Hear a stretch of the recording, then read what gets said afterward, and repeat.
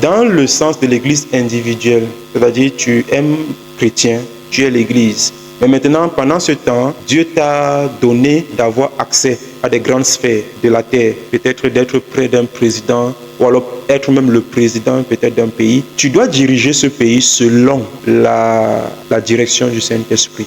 Oui. Mais maintenant, c'est mon avis à moi. Est-ce que l'Église est censée impacter ce monde dans le sens d'influer ou alors d'influencer sur les décisions de ce monde? Personnellement, je ne crois pas. Je crois que l'Église est plutôt appelée à racheter ceux qui sont perdus.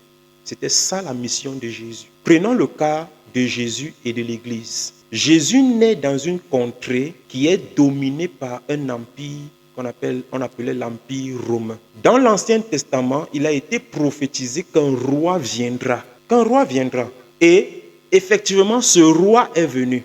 Mais regardez l'attente du peuple. Eux, ils s'attendaient à un roi qui viendra les délivrer du joug des Romains. Malheureusement pour eux, Jésus ne les a pas délivrés du joug des Romains. L'ange donne la mission claire de Jésus à qui? À Joseph. Il dit c'est lui qui viendra libérer son peuple de son péché. Le rôle de l'Église, premier, ce n'est pas d'enseigner les gens comment avoir l'argent. Enseigner, ça peut être des ramifications, oui. Mais ce n'est pas ça le rôle premier de l'Église. Le rôle premier de l'Église, c'est de délivrer quelqu'un des chaînes de Satan, de le délivrer du péché, de l'amener à vivre une vie exemplaire. C'est ça le rôle de l'Église.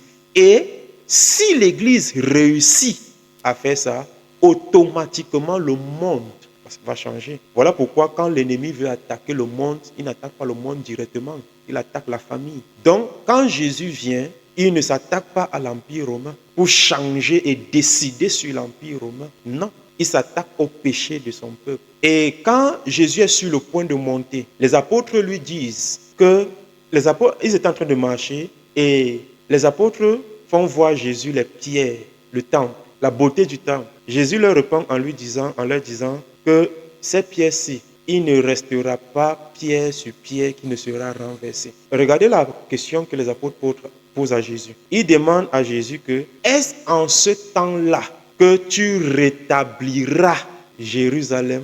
Est-ce que c'est en ce temps-là? Regardez la réponse de Jésus. Jésus dit, ce n'est pas à vous de connaître les temps et les circonstances qui ont été fixées par mon Père.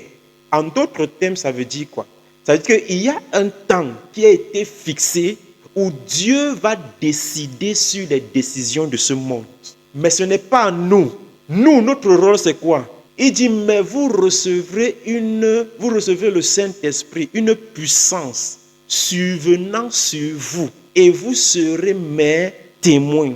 Être témoin de quelqu'un, c'est faire ce que la personne a fait. Représenter la personne dans sa totalité. Qu'est-ce que Jésus a fait? Alors, ce que Jésus a fait, faisons-le. Ce qu'il n'a pas fait, ne faisons pas. Ne réfléchissons pas trop. Justement, et c'est à cause de ce que l'Église s'est ingérée des choses du monde que le monde est entré dans l'Église. Parce que l'Église cherche à se commoditer. C'est parce que c'est comme ça qu'on dit ça. À s'accommoder au monde pour pouvoir gagner le monde. C'est vrai.